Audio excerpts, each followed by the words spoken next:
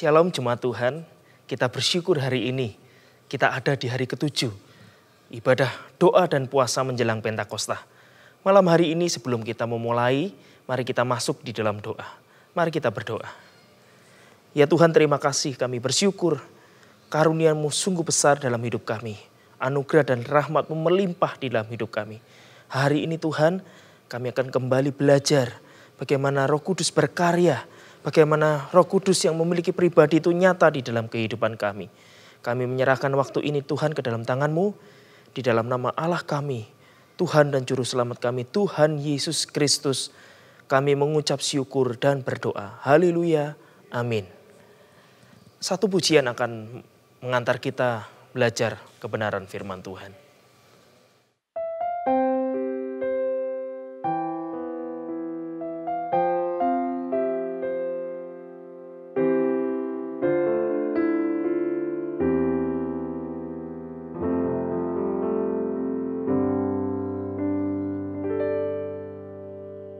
Roh Kudus hadir di sini, mengalir di bait suci. Perkara ajaib pun terjadi, kuasa mujizat nyata, karena Roh Allah sedang bekerja. Roh Kudus hadir di sini, mengalir di bait suci.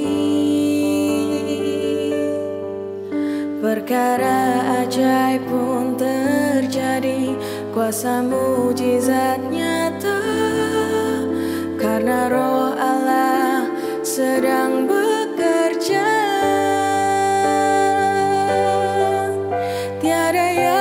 Mustahil dan tiada yang sukar bila Roh Allah turut bekerja. Tiada yang mustahil bagi orang percaya, karena Roh Allah turut bekerja di antara kita.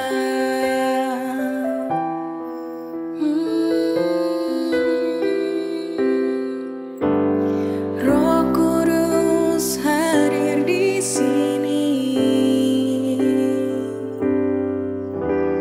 mengalir di bait suci.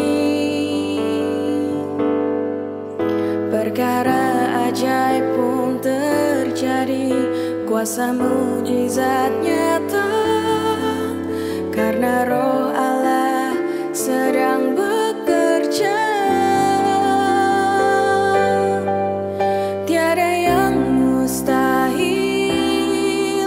dan tiada yang sukar bila Roh Allah turut bekerja. Tiada yang mustahil bagi orang percaya.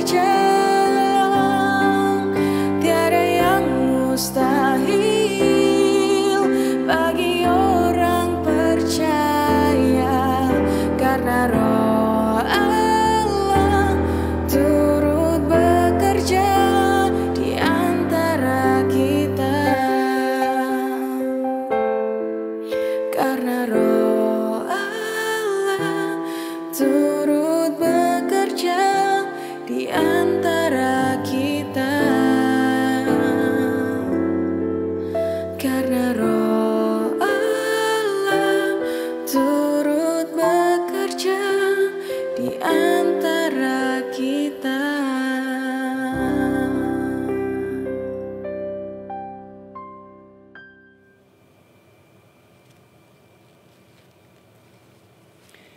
Shalom jemaat yang dikasihi Tuhan, Bapak Ibu dan Saudara sekalian. Bagaimana dengan kondisi Bapak Ibu saat ini? Saya berdoa Bapak Ibu dalam kasih perlindungan dan penyertaan Tuhan. Mari Bapak Ibu dan Saudara kita bersama-sama melanjutkan tema kita dengan satu tema yaitu menghujat Roh Kudus. Menghujat Roh Kudus, siapakah yang mengatakan kalimat ini? Dan dalam konteks apa itu disampaikan? Bagaimanakah pengertiannya dan bagaimana kita bisa memahaminya? Bapak, Ibu, dan Saudara, menghujat, kalau kita bersama-sama melihat di dalam kamus besar bahasa Indonesia, kata menghujat itu dari kata meng dan hujat. Kata hujat itu berarti mencaci, mencela, mengfitnah. Itu secara bahasa Indonesia atau pengertiannya. Nah, menghujat Roh Kudus, kalau Bapak, Ibu, dan Saudara perhatikan di Alkitab, muncul pertama atau kata menghujat Roh Kudus itu justru ada termuat dan dikatakan oleh Tuhan Yesus sendiri. Kita bisa melihat dan membacanya di dalam Matius pasal 12. Kalau Bapak Ibu membaca di dalam Matius 12 ayat 31 sampai 32 dikatakan begini. Sebab itu aku berkata kepadamu, aku Yesus berkata kepada kita atau kepada orang-orang pada zaman itu, segala dosa dan hujat manusia akan diampuni, tetapi hujat terhadap Roh Kudus tidak akan diampuni. Apabila seorang mengucapkan sesuatu tentang anak manusia, ia akan diampuni. Tetapi jika ia menentang Roh Kudus, ia tidak akan diampuni. Di dunia ini tidak, dan di dunia yang akan datang pun tidak. Mari kita perhatikan. Dikatakan menghujat. Kata menghujat itu berarti menentang, melawan, menyangkal, ya, tidak mau mempercayai dan tidak mau mengaminkan, malah melawannya terhadap Roh Kudus. Itu merupakan dosa yang tidak terampuni. Markus 13 ayat 28-30 tulis begini. Aku berkata kepadamu, sesungguhnya semua dosa dan hujat anak-anak manusia akan diampuni. Ya, semua hujat yang mereka ucapkan. Tetapi apabila seorang menghujat Roh Kudus, ia tidak mendapat ampun selama-lamanya, melainkan bersalah karena berbuat dosa kekal. Jadi menghujat Roh Kudus dikatakan sebagai dosa kekal dan tidak terampuni. Ia berkata demikian karena mereka berkata bahwa Yesus atau ia kerasukan roh jahat. Lalu dalam Lukas 12 ayat yang ke-10. Setiap orang yang mengatakan sesuatu melawan anak manusia akan diampuni. Tetapi barang siapa menghujat Roh Kudus, ia tidak akan diampuni. Bapak Ibu, konteks dari ayat ini kita harus tahu persis. Pada waktu itu ditulis di dalam Alkitab, tercatat dengan jelas di dalam Matius maupun Markus. Yesus mengajar berkeliling, kemudian tiba di satu tempat, ya, berkumpul akan orang-orang banyak, termasuk saudara-saudara Yesus. Demikian juga ada orang Farisi ahli Taurat. Lalu tiba-tiba kita melihat dalam peristiwa itu diceritakan ada orang yang kerasukan setan. Orang itu dikatakan tidak bisa berbicara, bisu, dan orang itu juga tuli. Lalu kemudian apa yang terjadi? Yesus menyembuhkan. Yesus menengking, mengusir roh itu. Tetapi orang Farisi dan ahli Taurat mengatakan apa? Oh, Yesus itu mengusir roh itu dengan roh Beelzebul, penghulu setan. Diterangkan oleh Tuhan Yesus. Nah, mungkin toh dalam satu kerajaan untuk melemahkan yang lain kalau iblis mengusir iblis.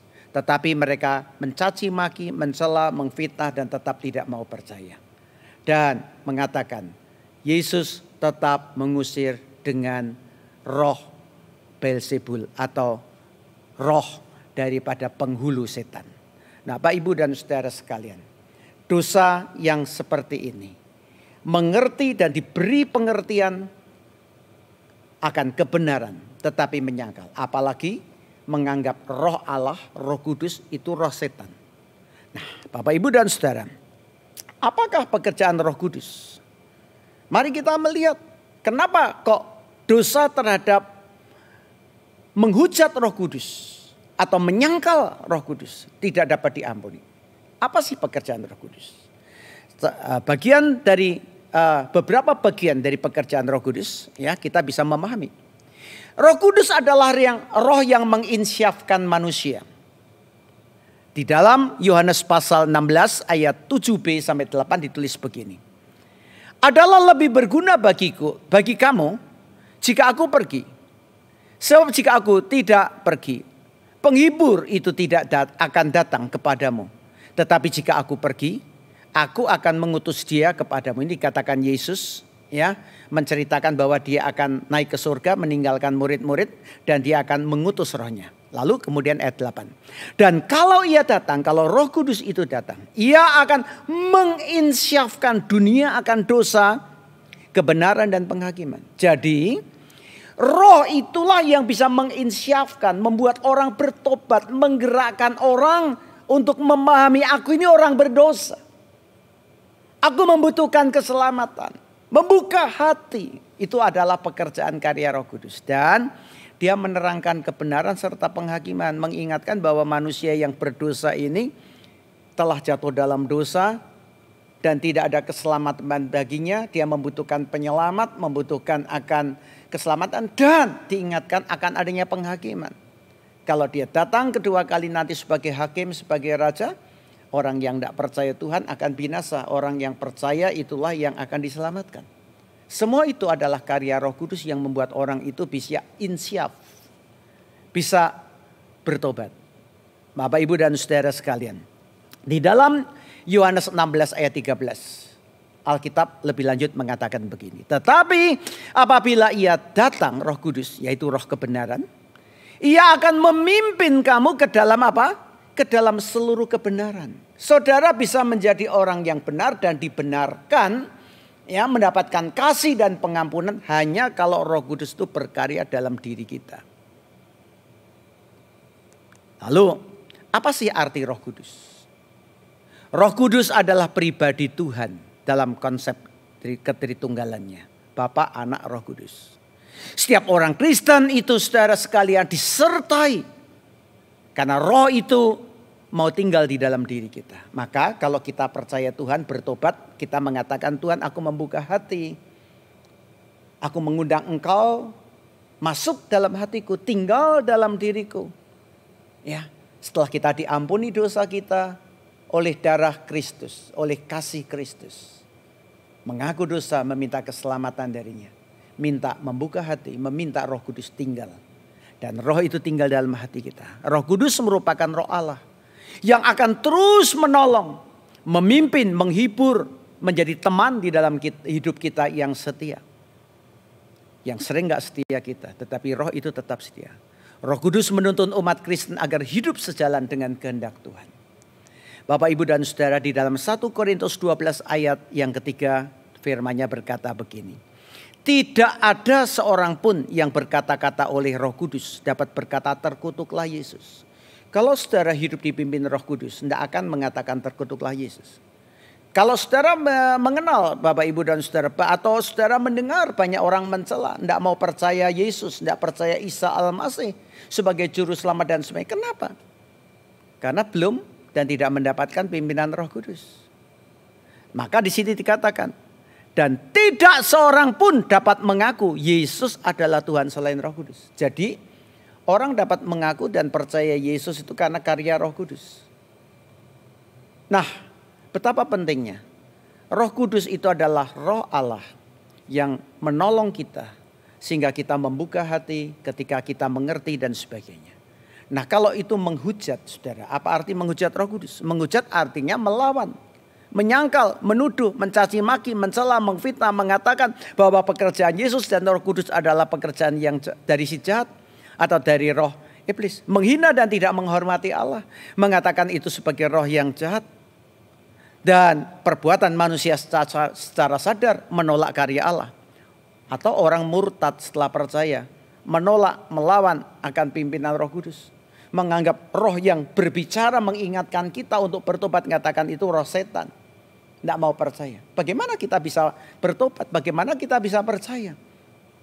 Kalau Allah saja dilawan, Roh Kudus yang mau berbicara, yang mau menginsyafkan kita ditentang, dilawan. Bapak, Ibu dan Saudara, Roh Kudus itu adalah roh Allah. Dia berbicara, dia menuntun manusia. Tetapi juga memberikan kebebasan kepada manusia. Seperti memberikan kebebasan pada Adam dan Hawa. Tapi kebebasan itu harus dipertanggungjawabkan. Maka di Alkitab dikatakan kalau dia menggerakkan kita percaya maka kita selamat. Tapi kalau kita tidak percaya kita berada di bawah murka Allah. Bapak, Ibu dan Saudara, mematikan, menutup jalannya Roh Kudus berkarya dalam diri orang atau diri seseorang. Maka orang itu tidak bisa bertobat. Menolak bertobat, menolak untuk mengakui keberdosaannya dan dosanya. Sebab itu bagaimana bisa mendapatkan jalan pengampunan? Karena dia menghujat, dia menolak, maka dia tidak mendapatkan kasih pengampunan, bukan? Menghujat bisa aktif maupun pasif, Bapak, Ibu dan Saudara. Artinya apa? Aktif artinya kita punya reaksi, tindakan, melawan, menyangkal, mengadakan perlawanan dan perbuatan dengan kata-kata yang tidak percaya. Termasuk mengutuk Yesus dan sebagainya. Seringkali kita sedih ya. Dalam praktek hidup ini saya juga sedih. Ya sudah menginjil atau melayani tapi banyak orang lalu kemudian ada orang-orang tertentu menutup hati. Dan dia mengatakan enggak, saya enggak mau percaya Yesus. Yesus siapa? Yesus hanya manusia biasa dan sebagainya. Padahal Roh Kudus itu sudah menolong kita. Tapi menentang. Bahkan menganggap itu adalah roh yang beda. Roh dari kuasa kegelapan. Maka orang itu enggak bisa percaya. Itu aktif. Tapi juga ada yang secara pasif. Dan ini seringkali bahkan terjadi dalam kehidupan orang Kristen. Cuek. Berdiam diri. Seolah-olah enggak berbuat sesuatu. Tapi melawan. Diingatkan. Berdosa loh kamu. Itu melawan firman. Ayo bertobat. Enggak. Ketika orang jatuh dalam dosa yang pertama. Suara itu keras. Suara hati. Roh Kudus memakai suara hati kita. Salah, dosa. Gampangnya memberikan contoh seperti ini. Ketika ada seseorang itu mau mengambil barang. Bukan miliknya. Ada rasa dak-dikduk yang keras. Sebetulnya itu juga termasuk karya Roh Kudus yang mengingatkan. Salah. Ayo bertobat. Jangan lakukan. Tapi ketika kita melangkah. Lalu kemudian membuai pikiran kita. Lalu kemudian ambil tindakan. Sekali mungkin masih celingak-celinguk ya. Takut dan sebagainya. Kok enggak apa-apa. Kedua kali, ketiga kali menjadi sesuatu yang kehidupan yang biasa. Lalu kemudian apa? Suara itu tidak pernah terdengar lagi. Itu mematikan. Demikian juga apalagi kalau ini berkait dengan firman. Ya, firman Tuhan untuk kita percaya, untuk kita datang pada Tuhan. Kalau kita terus melawan, maka itu secara pasif kita juga melawan, mendukakan Tuhan. Kalau kita terus melakukannya dan menyangkal, bagaimana kita akan bisa bertobat? Bapak, Ibu dan Saudara, Stefanus di dalam khotbahnya dia pernah memberikan teguran yang keras. Teguran itu kepada siapa? Mari kita amati di dalam Kisah Rasul pasal 7 ayat 51. Tak lama sebelum dia mati, dia pernah berkata begini. Hai orang-orang yang keras kepala, kamu selalu menentang Roh Kudus. Sama seperti nenek moyangmu, demikian juga kamu. Siapa yang ditunjuk dikatakan orang-orang keras kepala selalu menentang Roh Kudus?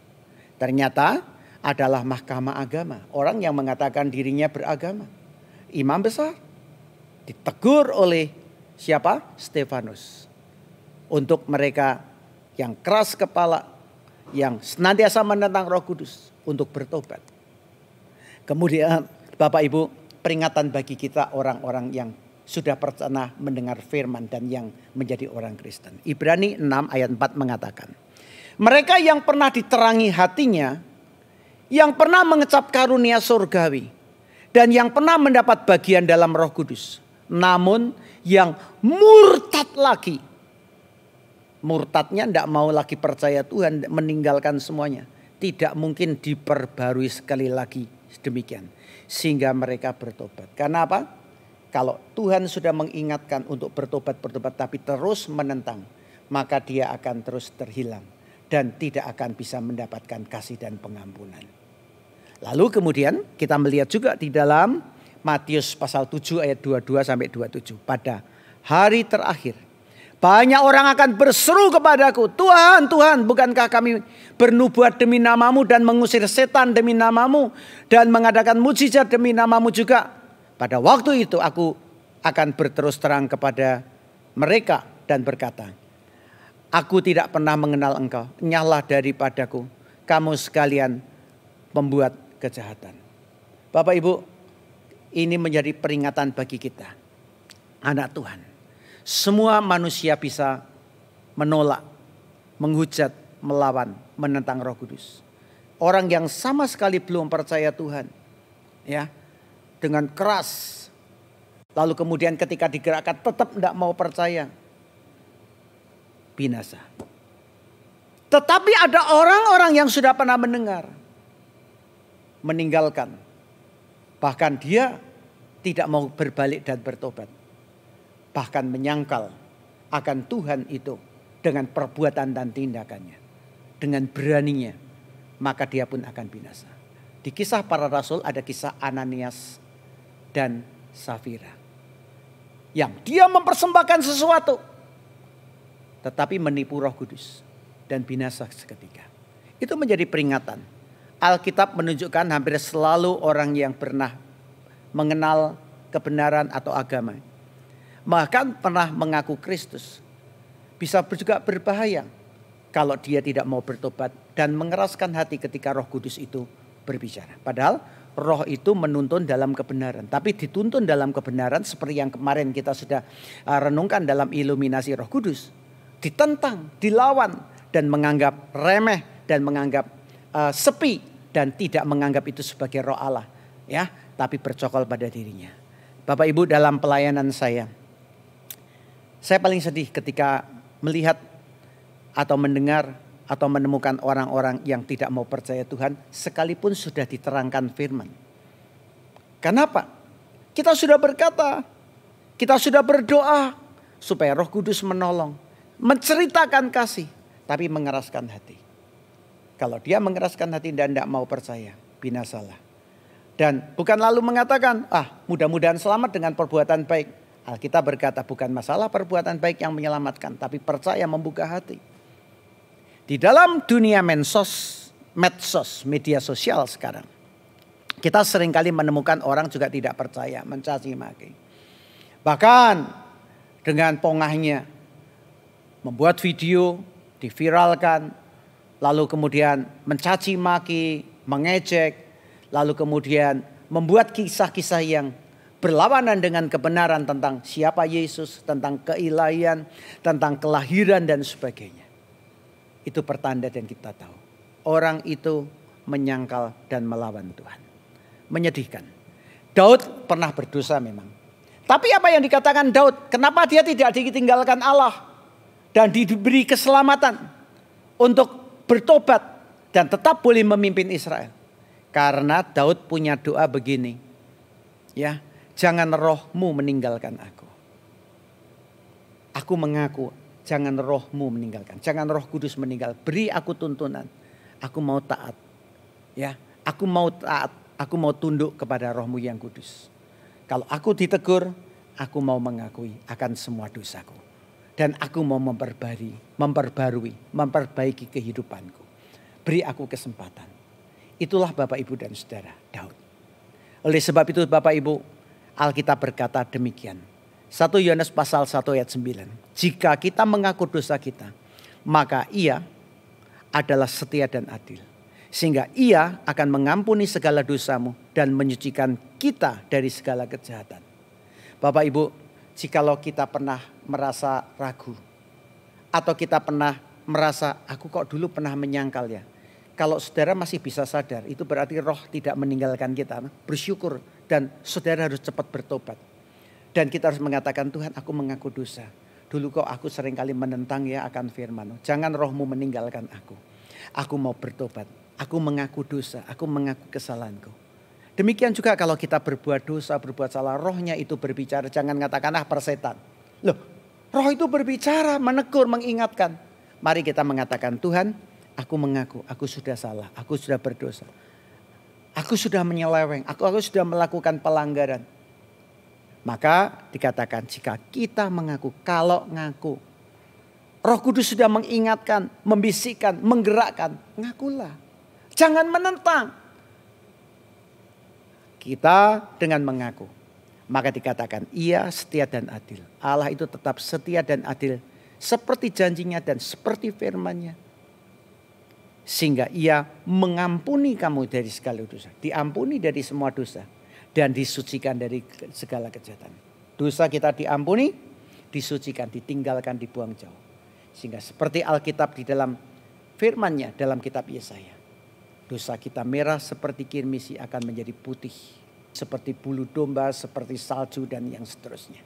Alkitab berkata, pengampunan itu terjadi ketika roh itu berbicara. Roh itu memimpin kita. Dan kita tidak menentang, tapi kita mau taat. Tapi sekali lagi diingatkan. Kalau kita melawan, menghujat apalagi. Dan mengatai bahwa roh Allah itu bukan roh Allah tapi roh setan. Dan tidak mau peduli digerakkan. Tidak ada pengampunan. Jadi jelaslah bagi kita. Apa itu menghujat Roh Kudus? Tidak mempercayai Allah lagi. Tidak mempercayai akan rohnya. Tapi melawan dan kita tidak mau taat kepadanya. Kalau roh itu sudah tidak bekerja. Menggerakkan kita. Sudah meninggalkan kita. Binasalah kita untuk selama-lamanya. Mari kita bersama bertobat dan datang pada Tuhan. Di dalam kasih dan kebenarannya. Dia mengasihi, mengampuni kita. Mari Bapak Ibu kita berdoa. Terima kasih Bapak. Dalam doa puasa menjelang Pentakosta kami diingatkan. Jangan kami mendukakan Tuhan. Dan apalagi kami menyangkal. Tidak percaya akan Roh Kudus. Dan melawan Roh Kudus. Terima kasih dengan konteks ini kami mengenal dan tahu. Kalau melawan Roh Kudus yang menggerakkan dan membuat orang percaya. Maka tidak ada lagi jalan untuk menerima kasih dan kebenaran dan pengampunan. Berikanlah Bapa roh-Mu pada kami senantiasa. Dan janganlah roh-Mu meninggalkan kami. Dalam Kristus kami mohon Engkau terus memimpin, menyertai, memberkati dan berkarya dengan roh-Mu yang kudus. Di dalam nama Tuhan Yesus. Amin.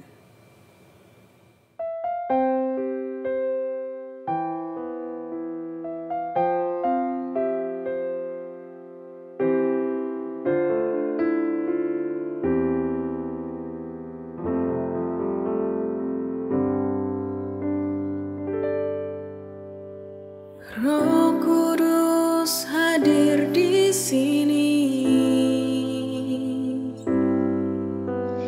mengalir di bait suci. Perkara ajaib pun terjadi, kuasa mujizat nyata, karena Roh Allah sedang bekerja. Roh Kudus hadir di sini,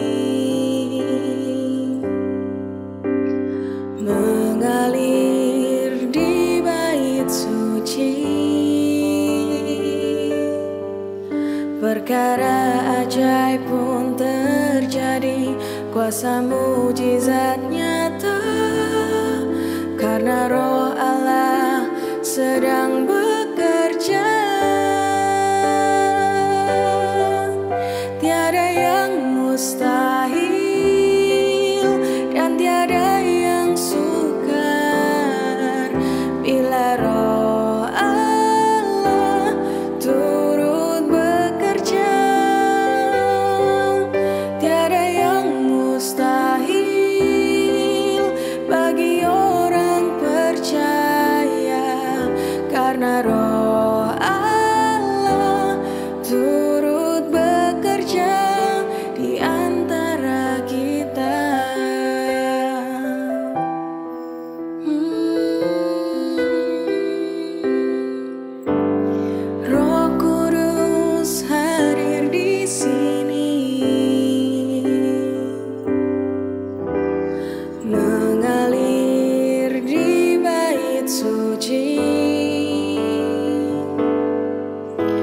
perkara ajaib pun terjadi, kuasa mujizat nyata, karena Roh Allah sedang bekerja. Tiada yang mustahil dan tiada yang sukar bila Roh Allah turut bekerja. Tiada yang mustahil bagi orang percaya, karena Roh Allah turut bekerja di antara kita. Tiada yang mustahil dan tiada yang sukar bila Roh Allah turut bekerja. Tiada yang mustahil bagi orang percaya, karena Roh Allah turut bekerja di antara kita. Karena Roh Allah turut bekerja di antara kita. Karena Roh Allah turut bekerja di antara kita.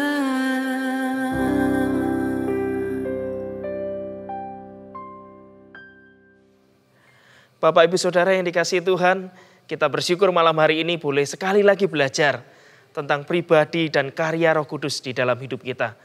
Dan biarlah kita semakin hari semakin menjadi murid Kristus yang setia, mengakui Dia, dan juga terus taat akan firman-Nya. Sebelum kita mengakhiri, mari kita masuk di dalam doa. Mari kita berdoa. Terima kasih Tuhan, kami bersyukur malam hari ini boleh belajar. Kami boleh lebih mengenal pribadi dan karya-Mu Tuhan di dalam hidup kami. Tuntunlah kami ya Tuhan, bukan hanya sekedar menjadi murid-murid biasa, tetapi menjadi murid Kristus yang terus dituntun oleh Roh Kudus di dalam kehidupan kami. Dan biarlah kami seturut dengan kehendak Tuhan dalam setiap langkah hidup kami Tuhan. Tuhan memberkati setiap kami yang malam hari ini mengikuti acara ini. Tuhan menuntun langkah hidup kami, memberkati dan melimpahkan rahmat Tuhan yang selalu baru setiap hari. Terima kasih Bapa.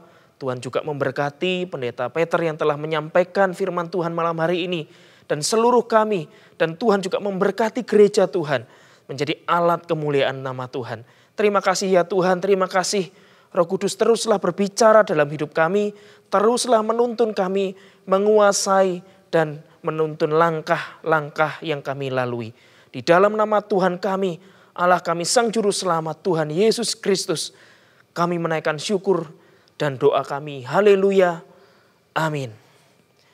Selamat malam, Tuhan Yesus memberkati Bapak Ibu Saudara sekalian.